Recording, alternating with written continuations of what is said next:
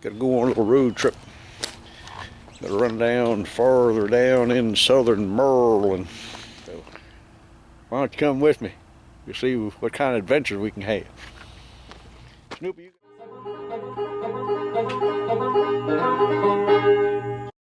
Hey. Hey, Snoopy, you gonna stay here? Stay. Stay, good boy. Gotta go on a little road trip. Gotta run down farther down in southern Maryland to R&D Cross and get some seed potatoes and a couple other things, and then head a little farther down to Charlotte Hall area and pick up some fertilizer, get some urea to throw on the ground. So why don't you come with me? You'll see what kind of adventures we can have. Snoopy, you gotta stay here, okay? You stay. That's a good boy. Don't go running off. Don't go visiting. We better put him up. Again, we're going to travel in my super duper pristine condition Ford F300 Power Stroke diesel with barely 297,000 miles on it. Practically just broke in. If anybody's interested in buying it, let me know. The seats are in particularly good shape. It is a pretty day though. Although it got down to freezing last night, it's still pretty and clear. If I make it out the driveway, we'll be set. We gotta head down Solomon's Island Road and hit, at some point we're going to hit 301 and go down Croom Road.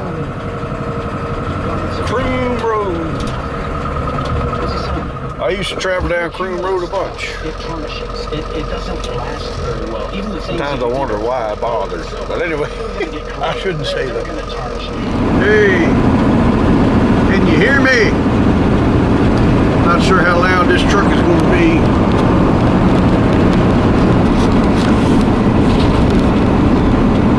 Remember me relating to you that I had some several instances of head trauma in my life. Let me tell you a little bit about that. Gotta go around this crazy traffic circle down here by Gibson's Texaco, which is not Gibson's Texaco anymore. It's a Shell station. It's not owned by Gibson, but it's still known as Gibson's Texaco. Anyway, yeah, I had told you that I was having some trouble with infection in this spot in my face, which was I had my eye socket and my cheekbone crushed. I guess in 2015, 2014, early 2015, somewhere around there. I guess in 2015, the spring. And I had a quick healing from that. It healed up pretty quick. Believe it or not, I didn't have to have any surgery, or it was amazing. It just kind of healed up. I thought I was going to have a new eye socket constructed or something, but they didn't have to do anything. It healed up, and I really never felt any pain at all from that injury. It was amazing. That was the second major head trauma I've had. The first head trauma happened when I was in the 4th grade. I guess you wouldn't think it much of it, but I don't know. They say now that head trauma catches up with you later in life. So I guess when I get older, I better be on guard. Had my first episode of, let's call it head trauma, when I was in the 4th grade. We were over at my buddy Steve's grandfather's farm. Is right across the road from me. Rips. And that was his nickname, Rip. And they say his nickname was Rip because he was a baseball pitcher, and one time he was winding up, he cocked up his leg so high he ripped his pants. I don't know whether there's any truth to that or not, but anyhow, we were over playing baseball in the front yard over there on Rip's farm, right across the road from our farm, and there were 5 or 6 of us, 7 of us, I don't know, kids playing, and I was pitching, and my good buddy Steve was hitting. He was a big fella. He was tall for his age. He was big, heavy set. He was a big guy. And even though we were only in the 4th grade, we were taking our game pretty seriously. I had him down 2 strikes, and I was going to strike him out. But Steve was determined that I was not going to strike him out. Anyhow, I wound up and threw the ball as hard as I could. Steve swung hard as he could, and he made good contact. I mean, he got all of it. He got all of that ball, and it came right off of his bat, came straight towards me and hit me right in between the eyes. I don't remember seeing the ball do that. It happened. The ball was traveling so fast. I don't even remember seeing the ball come and hit me, but I felt it. I staggered backwards and grabbed my face, and I don't know if I fell down on the ground or not. I can't remember. I know I was having trouble breathing. I guess just because it not necessarily knocked the wind out. I mean, I guess you get in kind of a shock situation. And it hit me so hard, and my head is so hard, that it actually bounced off of my head, flew through the air, went way behind where my buddy Steve was batting, and went across the driveway and landed out in the garden, in the tomato patch of his grandfather's garden. That's how hard it hit me and how hard my head was. And I guess it broke my nose, and I had 2 black eyes, and my cheeks were an off shade of green for about 2.5 weeks until things got healed up. I was a terrible looking critter. But I guess I was fortunate it didn't cause an internal brain bleed or something. Subdural hematoma. I learned that from watching Perry Mason. At one point, Lieutenant Tragg was sitting there, and they had the coroner there, and he was talking about contra-coup lacerations from the subdural hematoma that he had. Yeah. But anyhow, I'm lucky I didn't get a brain bleed. Maybe it was Quincy I was looking at. I don't know. Anyhow,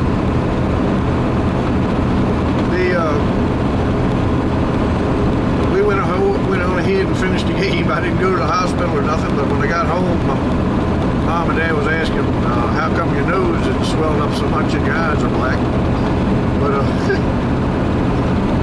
anyhow, that was the first episode of head trauma, facial trauma, shall we say. And I have never been right since. Of course, I wasn't right before that either, so nobody thought much of it. But and the next time happened, like I say, 2015, had one of them high lift jacks. Mechanical handle, you know, you push down on the handle. If it clicks, you're all right. If it don't click, it swings back up terrible fast. And I'll have to demonstrate sometime, but I was in the wrong position because it was a cramped spot. I usually am making sure that I'm out of the way of ever possibly getting hit by that handle, but it was in such a position, jacking up the front end of the 3150, because I noticed that it had a flat tire on it, and I didn't want to sit all day, and I was real busy that morning. I just real quick grabbed that jack and went back there. I thought I'd just jack it up enough to take the weight off of it. And of course, we had the loader on it, and I couldn't get anywhere where my head and body or something wasn't above that handle. And the tractor weighing 13 or 14,000 pounds, I couldn't get enough downward pressure pushing on that handle. So I needed some more leverage, so I was real smart. We had one of them post drivers, you know, the things that, the pipe with the weight on it that you can drive the post in, metal post. I stuck that on the end of the handle and clicked it down once. That worked good. So I clicked it down again, pushed on it a third time. It was really, really a lot of weight on it. And of course, the pipe slipped off the end of the handle. That handle come back up and hit me right square in the right eye. And it spun me around in the air, and I landed on all fours. And I said, "Oh shucks." Well, it ain't exactly what I said, but there was some derivative of that, similar. And I grabbed my face, and I immediately realized that I no longer had a right eye. I just accepted that fact immediately. Realized that there was no way in taking a direct hit from that thing that I could possibly ever have vision in that eye again. I mean, it just had to have been obliterated. And I remember thinking to myself as I was walking up towards the house, I know several guys that just have one eye and they're able to make out all right. I'll be okay. Just make it a lot harder for looking behind me on the tractor. I'd have to turn my head a lot farther or turn my head the other way to look behind me. I was thinking all this as I was walking toward the house, holding my face together. The boys were over there in the shed, and I called over and said, "Hey, run up and get your mom. Tell her I'm hurt bad." So by the time I got to the house, they had run up there, and Michelle was standing out on the back steps, starting to almost cry. So I said, "Don't worry, Michelle. It's okay. I'm all right." So I was wondering maybe you could run me over to the emergency room. They can take a look at something. And I went in the house. I still had my hand over the side of my face, and went to the freezer. Got out a bag of frozen peas and stuck on the side of my head. And we had a mirror in the dining room area, and I went and got in front of the mirror, and a chance to take my hand away real quick just to look and see what there was left of my face, and it was split open like right here real bad, and it was so swelled up already. It looked like, you know, that Rocky movie when he's going 15 rounds with Apollo Creed. At the end of it, his face looks like roadkill.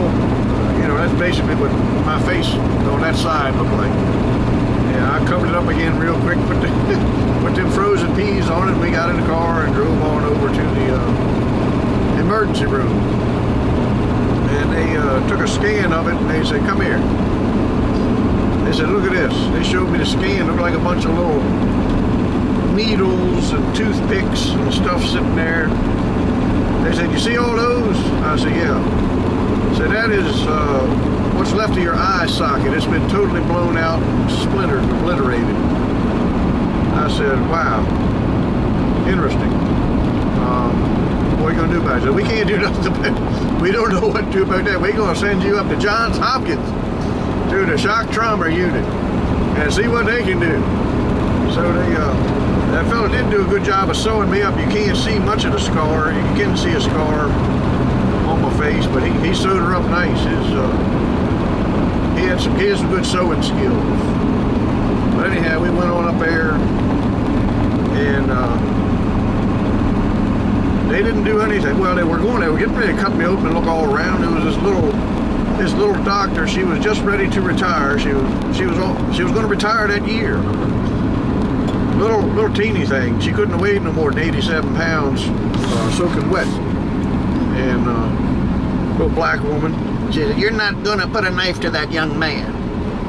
We're going to give him some steroids and, I don't know, antibiotics, and we're going to take a wait and see attitude." Which was good, because she was right. If they had gone in there and, well, she said, "You'd do much more damage cutting around and poking around in there than any good." So I really thought I was going to have a socket, eye socket be rebuilt. But they never talked about that. I guess I was figuring I didn't have an eye anymore, but they said your eyeball's still there. It didn't explode or anything. And I went back several times. Well, it was terrible. They didn't know. They didn't know what to do. They just kind of kept me there and watched me for a night. And then I left, went home the next day. They gave me some steroids to take and some antibiotics or something. And I went back several times to visit that doctor, and she said the eyesight will probably come back pretty good. And I'll tell you that later. But up there in that ward, the shock trauma unit, it turns out one of the nurses that was up there on duty taking care of me that night was the wife of a farmer down here in southern Anne Arundel County. And by the time the next day rolled around, it was all over, all the country, high and low, all the farmers around there. The rumor had been going around telling about Bill Grimes had been working on a tractor that fell on top of him, and he somehow was able to pick it up off of himself and walk to the emergency room. I don't know. I said, well, I guess I'll let that story go ahead and stand. So anyhow, that was a story going around. But anyhow, after months and months and months, I finally started to get where I could see. I could sense light from darkness in my right eye, but I couldn't see anything else. And finally got to where I could see fuzzy shapes, and it started to get a little clearer, and month after month it would get a little bit better, and it's as good now as it's ever going to get. I used to have 20/20 vision. Now I got 20/40 in that eye, and it's still fuzzy, but I can see out of it. I was really worried I wouldn't be able to shoot groundhogs and stuff. But when I looked through my scope on my rifle, something about looking through that scope, I can see through that right eye, through that scope, just as clear as I used to. But yet you put just one lens on it, like some glasses, it doesn't help all much. But if I have two lenses, it seems to sharpen it up real good. But at any rate, I'm sorry this thing is probably shaky. Got a lot of vibration going on in the truck. There's something else I was going to tell you. I don't remember what it is right now, but I'll think of it before the day is done. But yeah, that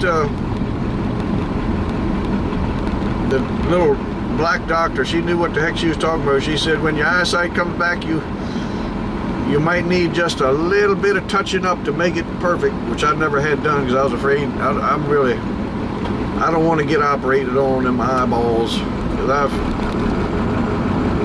had friends and relatives who've had their eyes operated on, and one of the eyes that they had operated on turned out all right. The other one, they ended up not being able to see nothing out of it. So I just said, I'm okay with what I got. I'm okay with this. I'm going to stay with it. So. But anyhow, yep, she was right. She was smart. I credit my recovery to her. Oh, but here's what I was going to tell you. That was the year of the 50th anniversary at Bowling Green.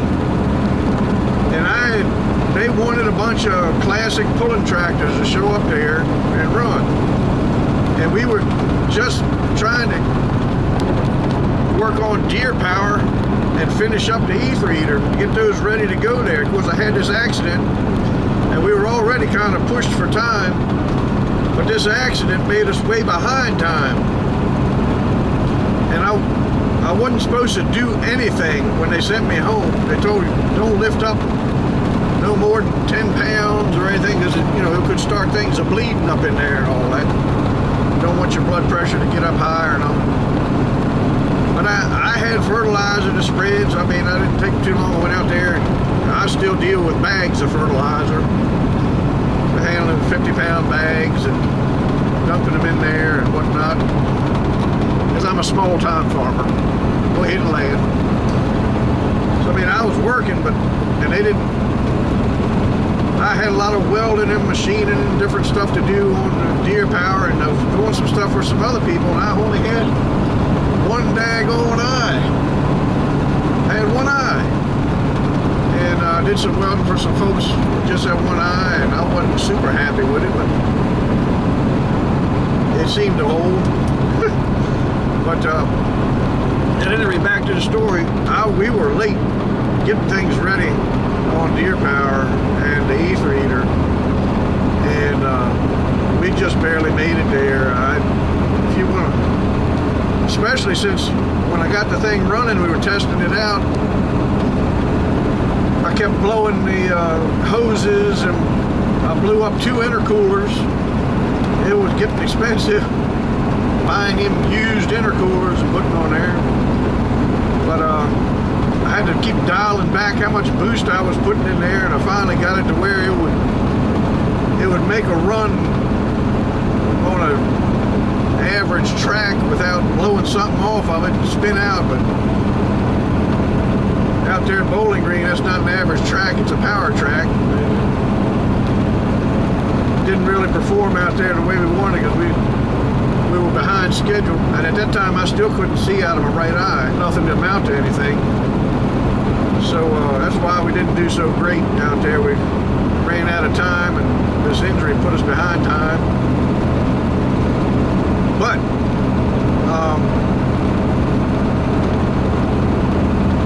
they were supposed to let us run twice. It's supposed to have 2 of us run before each session, and then all of us run on Sunday. But then they changed that up, so I figured I'd have that run to check things out on and know what to do on Sunday to make sure things worked real good on Sunday. But then they didn't let us have that one run. So all we had was the one Sunday run. So I didn't.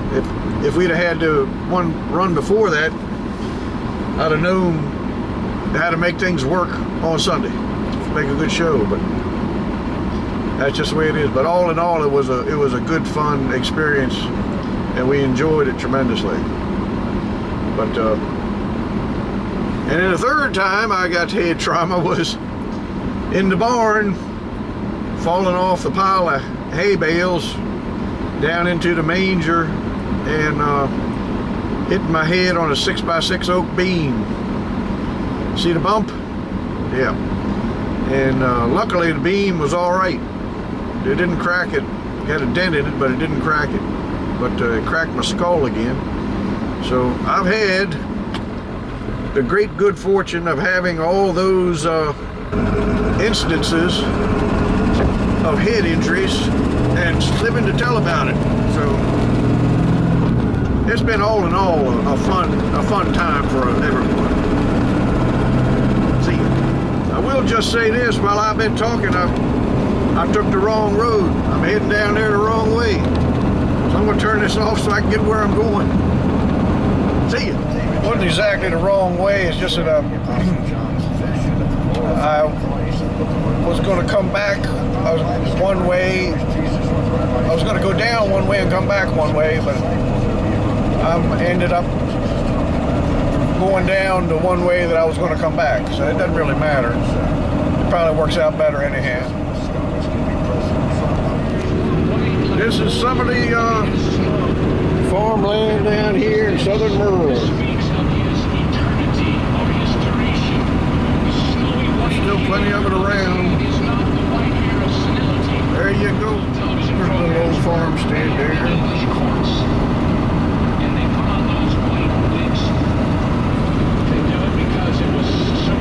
Always like to see the old barns still out there. That's the old tobacco barn and the stripping room. That little white block on is the stripping room next to it. Where you strip the leaves off the tobacco during the winter time. That's what a stripping room is. There's a funny story. friend of mine, he was a little older than me. He had a daughter that was just a shade younger than me. I had actually accidentally took her out on a date when I was 18. I didn't know that she was only 14. She looked mighty old to me. But he agreed to let me take her out. Somehow or another I found out while we were on the date that she was 14, and I never took her out again. But sometimes them 14-year-old girls can look close to 20. But at any rate, I digress. Anyhow, she was a pretty little thing. One day, her and her mom was in the supermarket there, well, a local grocery store, doing some shopping, and they were talking and planning their evening or whatever. And the girl was asking if she could go and do such and such, and her mom said to her, "No, your dad's expecting you to strip for him tonight." Talking about stripping tobacco down the stripping room. And she all of a sudden realized what that sounded like and looked around, and there were several people standing there with shocked expressions on their faces staring at them.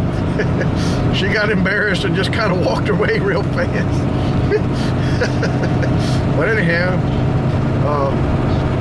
as a matter of fact, you got to watch the names of the videos you're putting up. I put up a video about stripping tobacco, and it had the word stripping in the title, and I started getting some weird comments and stuff, and from Germany and some Sweden and crazy places. I changed the name to take the word stripping out of it, but that's what it's called, is stripping tobacco. I'm going to strip tonight. You might see an elderly old farmer in dirty overalls proudly proclaiming that he's going to go strip tonight. Has a different meaning if you raise tobacco. But anyhow, people that don't raise tobacco might look at him kind of strange. But at any rate, I thought that was a entertaining little story there. Maybe that should have been on Calhoun County. Anyway, I got my fertilizer, got my seed potatoes, a couple onions, and some other stuff. So I can try to make it home in time for dinner. I got less than a half an hour, so I better rush. See you.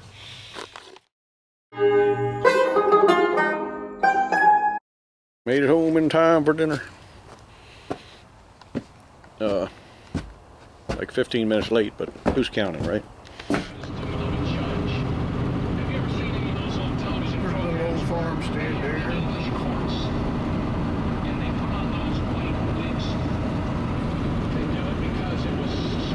I always like to see the old barns still out there. That's the old tobacco barn and the stripping room. That little white block is the stripping room next to it. Where you strip them.